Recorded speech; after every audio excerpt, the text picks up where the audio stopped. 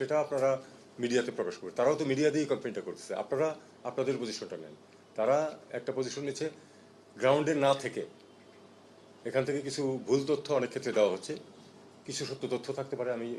আমরা চেক করছি। আমরা কিন্তু একটি কথা স্পষ্টভাবে এই এই কাউন্সিল অফ অ্যাডভাইজার্স নিশ্চিত করেছে যে কোনো ধরনের ভায়োলেন্স এবং যে মানুষের ক্ষতি করা, আগুন দেওয়া, অত্যাচার করা, কোনোটাকেই কোনো কারণেই সেটাকে অজুহাত যাই থাকুক না কেন সেটাকে টলারেট করা হবে না। প্রত্যেকটা ক্ষেত্রে ইনভেস্টিগেট করা হবে এবং যারা পারপেট্রেটর তাদেরকে আইনের আওতায় আনা হবে। 100% কখনো পারা যায় না। পৃথিবীতে কোনো কিছু 100% সমস্যার সমাধান না, কিন্তু আমরা ঐকান্তিক চেষ্টা থাকবে যে কেউ যেন ছাড় না পায়। এক্ষেত্রে কেউ কারো রাজনৈতিক মতাদর্শের কারণে অথবা কারো ধর্মীয় মতাদর্শের কারণে কোনো অবস্থাতেই তার উপর অত্যাচার করা যাবে না। যদি কেউ অপরাধ করে থাকে, আইন সেটা দেখবে।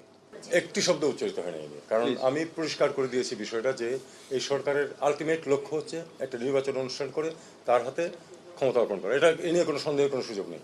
এটা স্টেটমেন্টে বলা আছে। এটা বিষয়টা হচ্ছে এখানে যে আমরা সময় এর ব্যাপারে বলছি না এই জন্য যে এখন যে সিচুয়েশন চলছে, আগামী 1 মাস হচ্ছে ফায়ার ফাইটিং জব, যে এটাকে লাইনে নিয়ে আসা, নিরাপত্তা নিশ্চিত করা, স্বাভাবিক জীবনযাপন যেন শুরু করতে পারেন, অর্থনৈতিক কর্মকাণ্ড যেন শুরু হয়। এটা হলো আগামী 1 মাসের কাজ।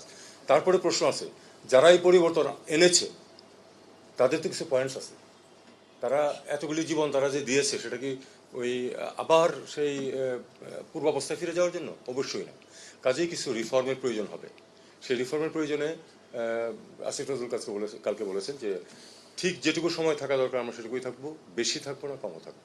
আমি এই কথাটাই আবার রিপিট করছি, যেটুকু প্রয়োজন পড়বে সময় সেটুকু আমরা থাকতে হবে এবং রিফর্মগুলি অন্তত পথে এনে দিয়ে যেতে হবে। সব কিছু কেউ করে দিতে পারে।